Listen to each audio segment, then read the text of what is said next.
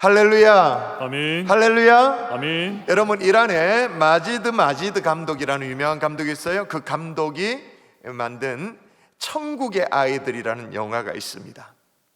이 영화는 상업성 영화가 아니기 때문에 잘 보신 분이 없을 거예요. 아마 이런 부류의 영화는 매니아층이 아니면 보기 좀 힘든 그런 영화인데, 내용이 이렇습니다. 가난한 집에 초등학생 이제 오빠가 있고 여동생이 있는 거죠. 이란을 배경으로 합니다. 근데 다 떨어진 이 여동생의 한 컬레밖에 없는 이 운동화를 그래도 오빠가 이걸 수선하겠다고 어디 맡기러 갔다가 중간에 한눈 파는 사이에 이 여동생의 신발을 잃어버린 거예요. 이 알리의 집은 너무 가난해요. 어머니는 오랫동안 몸져 누워있는 상황이고, 아버지는 벌이가 시원찮아가지고 벌써 집세가 5달째 지금 밀린 상황입니다. 집주인이 와서 한바탕 하고 그렇게 돌아갈 정도로. 그래서 이 오누이가 뭘 결정하냐면 부모님에게 이 사실을 알리지 않기로 그렇게 결정합니다. 근데 당장 내일 학교를 가야 되는데 집에는 슬리퍼 같은 것밖에 없는 상황이에요. 여러분, 슬리퍼라도 신고 학교 가면 안 되나 이렇게 생각할 수 있는데, 이란입니다. 굉장히 보수적인 이 차림, 이런 굉장히 보수적인 그런 상황이에요. 그러니까 뭘 신고 가야 되나 이 여동생이 울고 있는 상황이에요. 그래서 이제 오빠가 달래요. 잃어버린 운동화를 찾기 전까지 오빠 운동화를 같이 신고 다니자고. 오빠 운동화를 어떻게 같이 신냐? 오전반, 오후반으로 나눠져 있었거든요.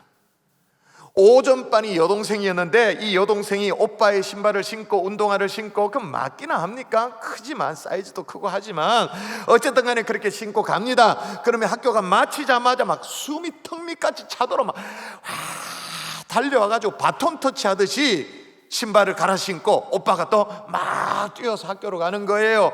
그런데 안타깝게도 이 자라 여동생이 한 번씩 늦을 때가 있어요. 그런 날이 종종 있는 거예요. 그러면 이 오빠 알리는 여지없이 지각을 하게 되어지고 선생님으로부터 아주 혼쭐을 당하게 되어집니다. 이제 그렇게 학교를 다니게 되어졌어요. 이렇게 다니다가 어느 날 이 동생 이 자라가 잃어버렸던 그 운동화 있잖아요, 그 신발, 자기 신발을 신고 있는 아이를 발견하게 된 거예요. 학교에서 딱 봐도 자기 신발이라는 걸 알 수 있는 상황. 그래서 이 오누이가 그 잃어버린 신발을 되찾기 위해 가지고 이 아이의 뒤를 밟습니다. 그리고 그 집까지 가게 되어집니다. 그런데 그 아이의 아빠가 시각장애인이라는 걸 알게 되어진 거예요.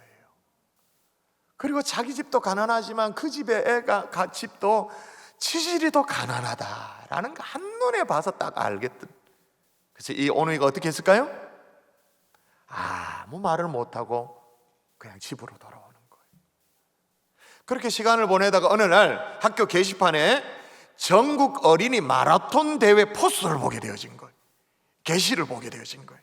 근데 이게 웬일이에요? 3등 상품이 뭐냐? 운동화예요. 알리가 어떻게 됐을까요? 눈이 막 이렇게 떼어져 가지고, 왜냐하면 사실 알리만큼 달리기를 잘하는 그런 아이가 없을 거예요. 왜냐하면 그 운동화 때문에 학교를 마치자마자 뛰어가고 뛰어오고 이 일을 계속 했기 때문에 달리기 하나만큼은 이 오빠가 자신이 있었던 거예요. 그래서 동생 자라에게 오빠 꼭 3등을 해서 운동화를 타서 주겠다라고 그렇게 동생이 약속을 해요. 이제 전국 어린이 마라톤 대회가 시작이 되어집니다. 알리의 목표는 1등이 아니었어요. 몇 등? 3등이죠. 왜? 동생에게 운동화 주려고, 그거 주려고. 근데 이게 쉽지가 않는 거예요. 경기가 시작되었는데 자꾸 1등을 해. 계속 앞에 뛰는 거예요. 그게 안 되겠다 싶어서 의도적으로 힘을 빼서 일부러 속도를 늦춰서 뒤쳐졌습니다. 스스로 뒤쳐졌죠. 근데 나중에는 이렇게 하다가 3등도 못할 것 같은 거예요. 그래서 마지막 죽을 힘을 다해서 뛰었는데 1등을 해버렸어요. 자, 영화 그 장면 보도록 하십시다. 한번 보도록 하겠습니다. 저 하늘색 푸른색 티셔츠가 알리의 주인공이에요. 결승선에 나가죠.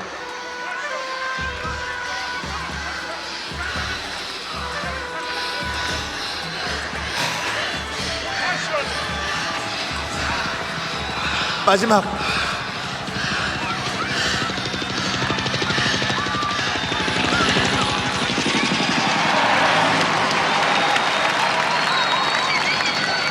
ما شاء الله عليك.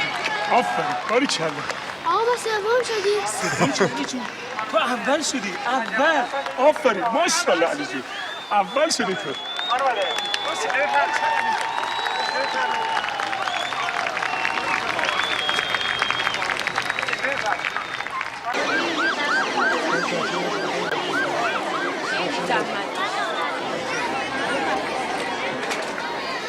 علی رو بیار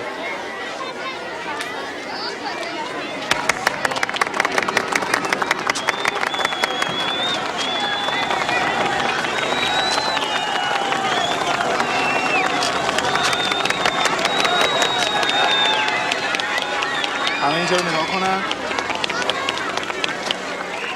همه اینجا رو نگاه کنن. حالا اینجا رو نگاه کنی. 고개를 못 듭니다.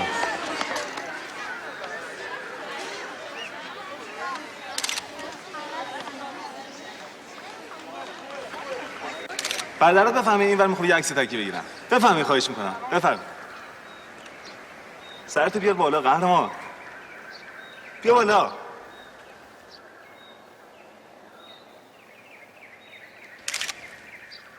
یکی دیگه. 여러분 저 아이의 표정이 보이십니까? 아이의 눈물이 보이세요? 주인공 알리가 1등을 하고도 왜 고개를 못 들죠? 왜 눈물을 흘리죠? 동생에서 미안해서, 여동생에게 미안해서. 여러분 이 영화가 우리에게 던지는 아주 중요한 질문이 하나 있습니다. 영화의 제목이 뭐라고요? 천국의 아이들. 자, 그러면 과연 누가 천국에 살고 있다는 것이죠? 부자는 아니어도 다 낡아 빠진 그런 운동화를 할지라도 오누이가 같이 나눠 신을 줄 아는, 자신보다 더 가난한 이를 보면 굳이 내 거라고 주장하지 않고 돌아설 줄 아는, 1등을 하고도 동생을 생각하면서 슬퍼할 줄 알고 그렇게 할 줄 아는 그런 아이가 이미 천국에 살고 있다, 그 얘기를 하고 있는 거예요. 여러분 오늘 본문에 보니까 그런 천국에 살고 있는 가정이 하나 더 소개되어 있습니다. 여러분 같이 한번 읽어볼까요? 자, 천국 채소를 먹으며, 같이 시작. 채소를 먹으며 서로 사랑하는 것이 살찐 소를 먹으며 서로 미워하는 것보다 나으니라. 아멘. 자, 여러분의 가정은 어느 쪽이라고 생각하세요?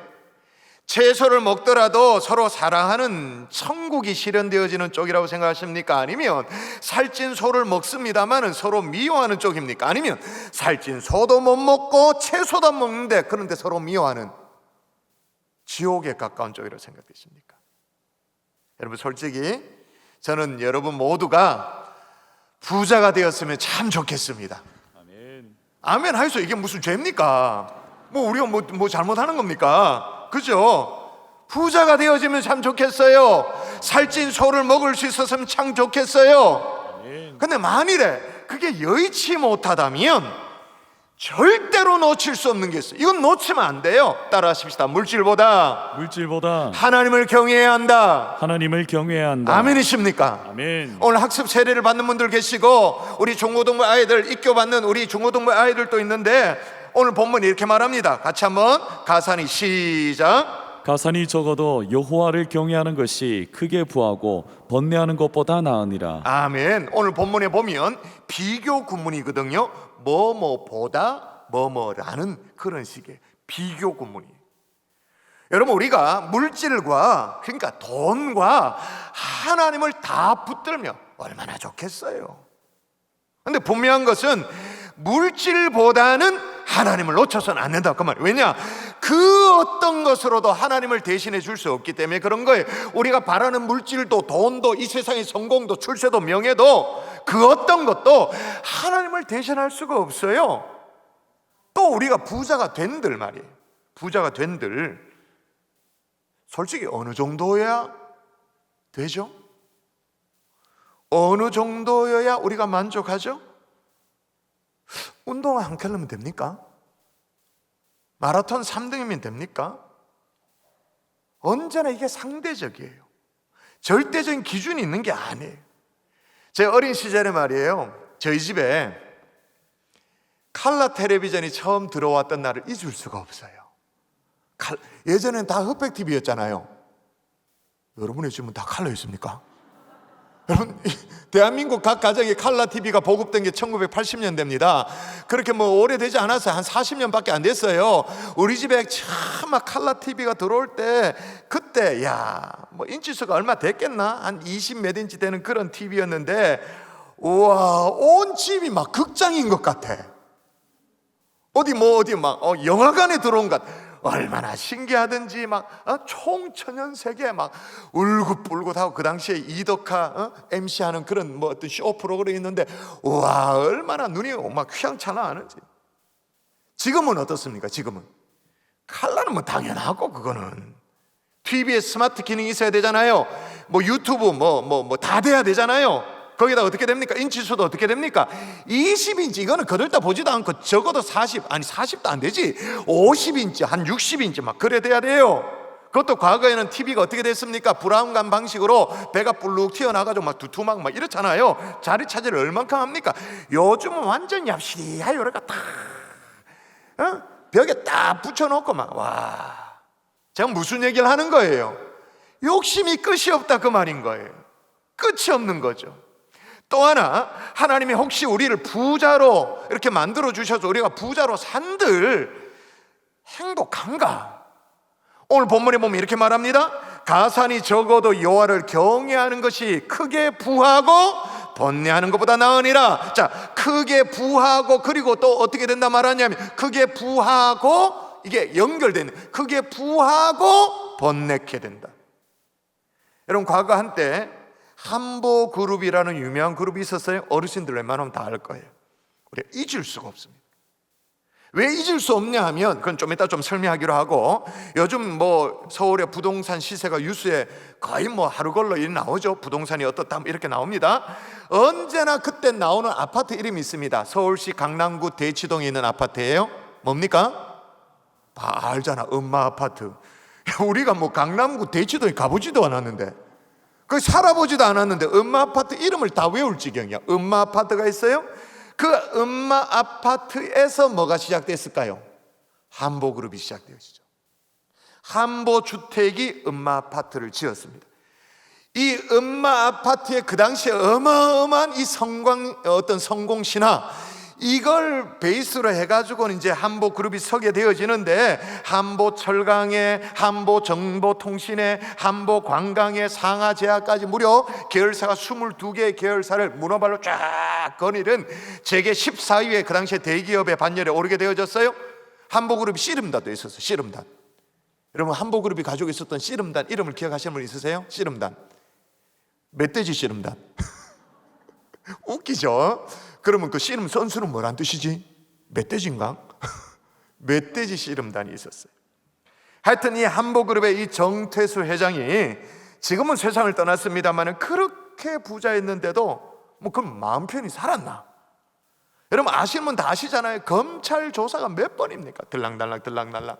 아니, 본인뿐만 아니라 눈에 넣어도 안 아픈 자기 아들까지, 자기 자식까지 다 검찰 조사에 수감 생활을 수년 그렇게 해야만 했었잖아요. 온갖 비리에, 청탁에, 배임에, 횡령에 막 이래가지고, 그럼 감옥에 살 때 말고 집에 살 때는 그럼 편안하게 안락하게 잘 살았나?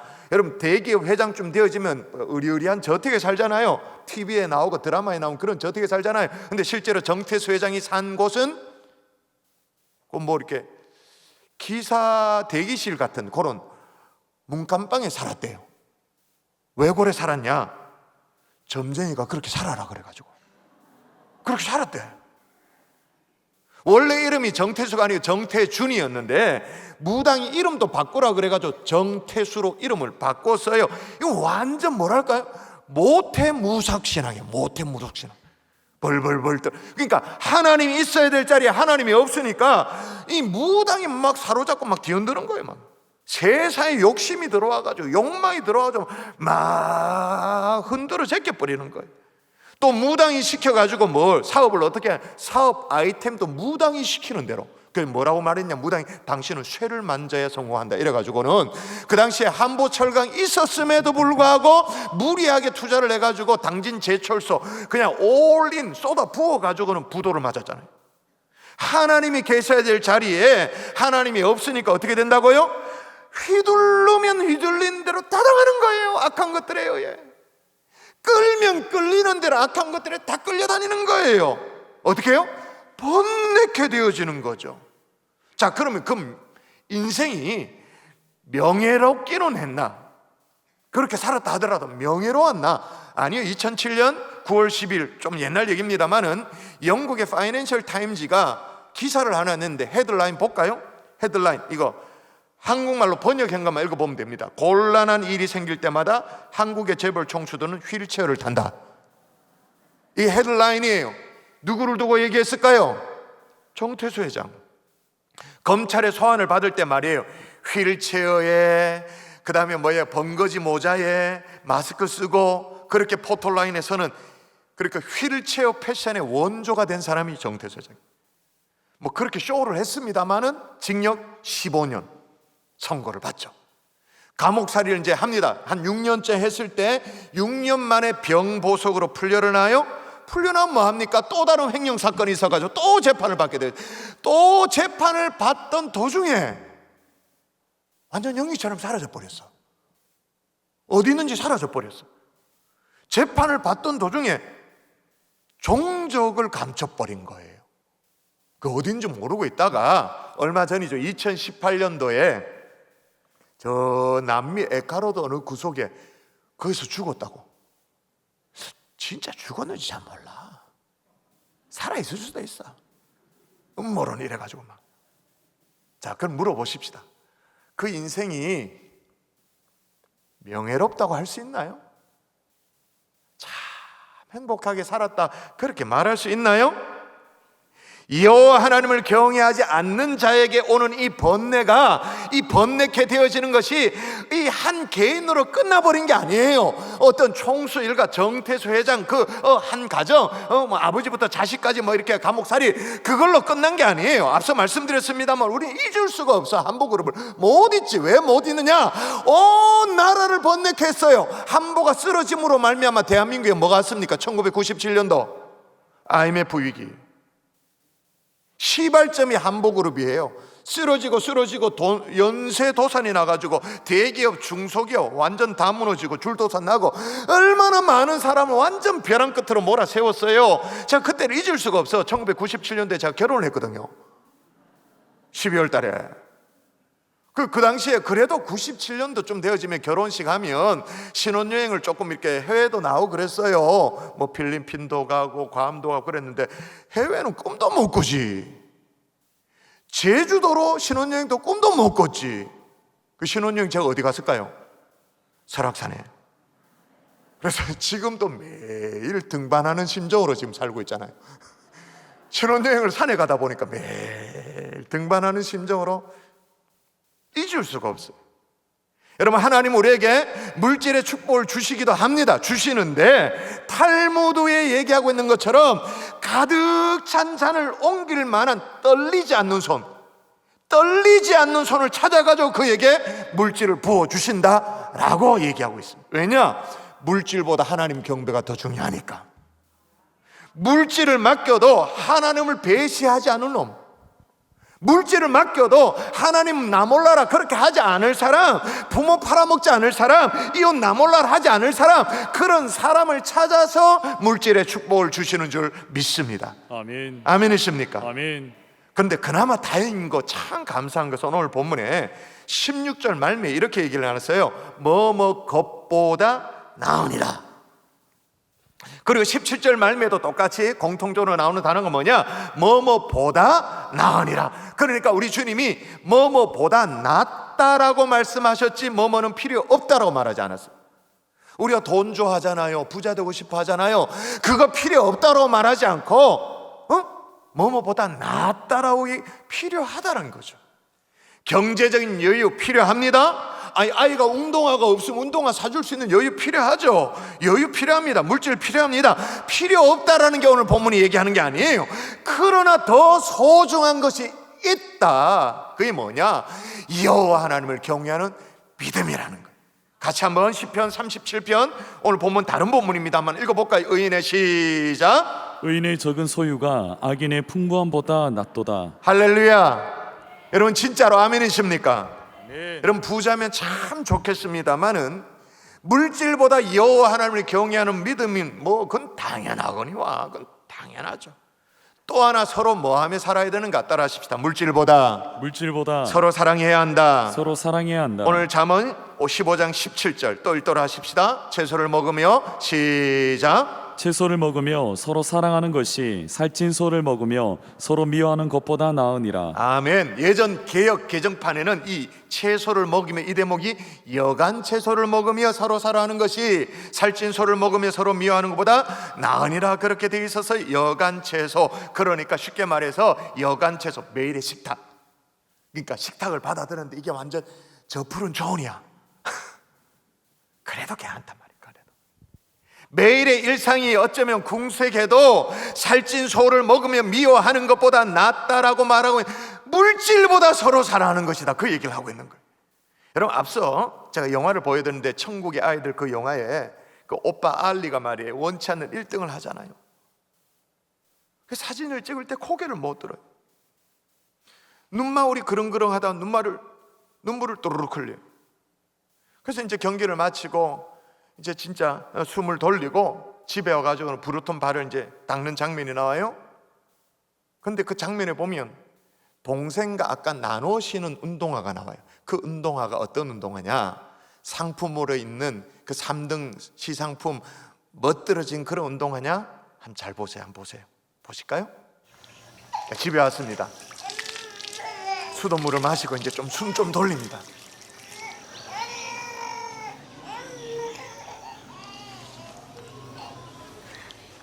저게 나누시는 운동화입니다.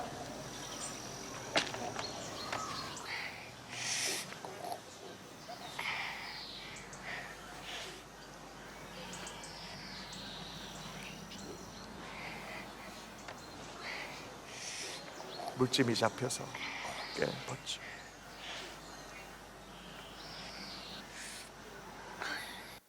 사랑하는 성도 여러분, 별거 아니잖아요. 다 낡아 빠진, 다 떨어져가는 운동하지만 이 오빠는 어떻게 해요? 동생과 나누는 거죠. 그렇게 하고 계세요? 그렇게 나누시나요? 형제간에 그렇게 살고 계시나요? 근데 우리는 어떻게 사느냐? 우리는 각자 도생이라는 말이 입에 붙어 있을 정도입니다. 여러분, 이 말을 아시죠? 영화 부산행에 나오는 대사에부터 유래했어요. 아빠가 어린 딸을 앉혀놓고는 진짜 서글픈 얘기를 하죠. 얘야, 세상은 어떻게 사는지 아냐? 세상은 각자 알아서 사는 거야. 각자 도생. 여러분, 실은 이 각자 도생이라는 이 말이 임진왜란 때부터 시작되어졌잖아요. 임진왜란 때 그 무능한 선조왕이 조선 대신들과 함께 백성들이 각자 살 길을 도모할 것을 몰래 전파하라. 각자 도생. 실제로 조선왕조 실록에 기록되어 있어요. 그래서 그런지 몰라도 오늘날 대한민국 온 국민이 각자 도생 중이야. 코로나 상황 속에 어쨌든 간에 그냥 알아서 살아야 돼. 알아서 제각기 알아서 살아가는, 살 길을 알아서 찾는 그런 중이에요. 여러분, 이처럼 세상은 우리에게 계속 각자 도생이다 그렇게 말을 합니다. 그렇게 세상은 우리에게 말한다 할지라도 여러분, 우리 성도의 가정은 어떠해야 될까요? 서로 사랑해야 되는 줄 믿습니다. 아멘. 부부간에, 부모 자식간에 우리가 원수가 아니잖아요. 가족이잖아요. 여러분, 시편 68편 6절에 보면 하나님은 그 인간의 외로움과 이 고독을 어떻게 해결하기 위해서 안식처로 주신 것이 있다고 하는데 그 안식처가 뭐냐? 제가 읽어볼게요. 하나님이 고독한 자들은 가족과 함께 살게 하시며 어렵고 힘들 때일수록 하나님이 누구와 함께 살도록 하셨다고요? 가족과 함께 살도록. 하나님이 원래 그렇게 우리 인간을 그래 만들어놨다 그 말인 거예요. 가족과 함께 살면서 행복을 얻도록, 위로를 받도록, 격려를 받도록. 아멘이십니까? 여러분, 영어 단어에 편히 쉬세요라는 말이 있어요. 편히 쉬세요라고 말할 때 영어를 어떻게 말하냐? Make yourself at home, 그렇게 말. Make yourself, 그러니까 집에서처럼 편안하게 그렇게 해라 그 말이에요. Make yourself at home이라고 말하는데 여기에 at house가 아니에요. at home이에요. home. 하우스와 홈의 차이점을 아시죠? 자동차왕 헨리 포드가 말이에요, 포드사의 주인 아닙니까? 주인이었죠. 이제 어떤 기업에 성공하고 난 이후에 자기 집을 지었어요. 어린 시절 뛰놀았던 이 밭에 집을 지었어요. 대기업 청수의 어떤 주택이라 하기엔 조금 뭐 초라했는가 봐요. 어느 날 그 집을 방문한 직원이 사장님의 저택답지 않게 너무 초라합니다. 다시 지으십시다. 그렇게 말했어요. 그때 헨리 포드의 얘기가 뭐냐? 집을 세우는 것은 문제가 아닐세. 그러니까 하우스를 세우는 것은 문제가 아닐세. 그 속에 가정을 세우는 것이 더 중요하지. 홈을 세우는 게 더 중요해. 하우스라는 게 뭐예요? 몇 평짜리 아파트, 뭐 몇 동 몇 호, 그 하우스. 근데 더 중요한 건 뭐예요? 그 집 안에, 하우스 안에 가정. 여러분, 어느 분의 정말 소박한 글이 제 마음에 감동이 되었는데요. 이렇게 말합니다. 가정을 이루는 것은 의자와 탁자와 소파가 아니라 그 소파에 앉은 어머니의 미소이다. 가정을 이루는 것은 자동차나 식구가 드나드는 대문이 아니라 사랑을 주려고 그 문에 들어오는 아빠의 설레이는 가슴이다. 가정을 이루는 것은 주방과 꽃에 있는 식탁이 아니라 정성과 사랑으로 터질 듯한 엄마의 기다림이다. 가정을 이루는 것은 자고 깨고 나가고 들어가는 것이 아니라 애정의 속삭임과 이해의 만남이다. 여러분, 이게 왜 중요하냐면요, 요즘은 하나님을 믿는다라고 말하고 신앙생활을 한다고 말하지만 서로 안 사랑해. 지난주 중에 우리가 임직식이 있었습니다마는 솔직히 중직자 가정에서도, 중직자 집안에서도 서로 뭐 대면하며 사는 거예요. 몇 주째 말 안 하고 막 쌩까고 몇 개월째 안부도 안 묻고 형제간에, 심한 경우에는 원수처럼 사는 그런 집안도 있어요. 그런데 희한하죠? 주일만 되면 성경 찬송 챙겨가지고 환하게 웃으면서 예배당에 나와서 할렐루야 하는 거예요. 하나님이 막 헷갈리지. 집에서 막 인상 막 쓰고 막 쌩까고 막 그러는데 교회 예배당에 나오면 할렐루야, 저기 돌았나 저게? 저기 제정신이 아이가? 그 아이론을 어떻게 하면 좋아요? 이걸 어떻게 이해하면 좋겠어요? 여러분, 진짜로 서로 사랑할 수 있기를 주 예수 이름으로 축원합니다. 물질보다 가정을 지켜내는 게 하우스가 아니라 홈을 지켜내는 거예요. 이걸 오늘 본문만 얘기하는 게 아니라 성경 일관되게 계속 가르치고 있어요. 또 읽어볼까요? 잠언 17장 1절 같이 읽습니다. 시작. 마른 떡 한 조각만 있고도 화목하는 것이 제육이 집에 가득하고도 다투는 것보다 나으니라. 아멘이십니까? 아멘. 진짜입니까? 여러분, 오늘 영화로 설교를 시작했는데, 이 천국의 아이들의 영화의 말미에 보면 그 알리 주인공이 원치 않는 1등을 하고 얼굴도 못 뜨고 시무룩했잖아요. 눈망이 그렁그렁하다가 눈물을 쭈르륵 흘리잖아요. 그 알리의 눈물 그 이후에 어떤 장면이 이어지냐면, 이 알리의 아버지가 모처럼만의 수입이 생긴 거예요. 그래서 좀 식료품 같은 걸 사요. 그리고 아버지의 자전거 뒤에 짐칸에 뭐가 실려 있어. 그러고는 영화가 끝나요. 볼까요? برادرات بفهمید این ور میخوام یه عکس تکی بگیرم. بفهمید خواهش میکنم. بفهم. سرتو بیار بالا قهرمان. بیا بالا.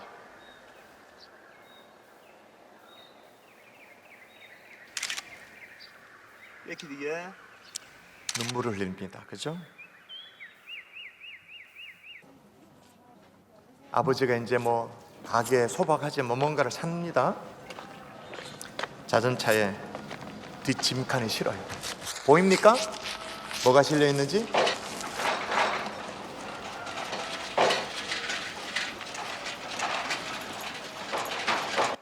그러고는 영화가 끝나요. 다시 여러분에게 질문하면서 오늘 말씀을 마칠게요. 여러분은 천국에서 살고 계십니까? 여러분의 가정이 천국 맞나요? 물질보다 하나님 경외하는 믿음인 것입니다.